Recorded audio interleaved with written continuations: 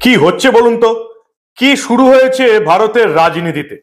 শেষ অবধি মনে হচ্ছে যে ভোটের দিন, আলটিমেটলি প্রথম ফেজের ভোটের দিন, মানে ভোট যখন শুরু হবে তখন হয়তো এই ইন্ডি জোটটা থাকবে, কিন্তু সেই জোটে দল কতগুলো থাকবে সেটাই প্রশ্নের চিহ্নের মুখে। কংগ্রেস থাকবে, কিন্তু সেই কংগ্রেসে নেতা কতজন বাকি থাকবে সেটাই এখন প্রশ্নের মুখে। ছন্নছাড়া ইন্ডি জোট, এবং আরো বেশি ছন্নছাড়া হচ্ছে এই ইন্ডি জোটের প্রথম শরিক, প্রধান শরিক কংগ্রেস। সোনিয়া গান্ধী কি রাহুল বাবাকে প্রধানমন্ত্রী দেখতে চান, কিন্তু আদৌ কি সেটা সম্ভব হবে? ইন্ডি জোটের নেতারা কোনো আশা দেখছেন না, প্রধানমন্ত্রী মজা করছেন ইন্ডি জোটের নেতাদের কথা অনুযায়ী।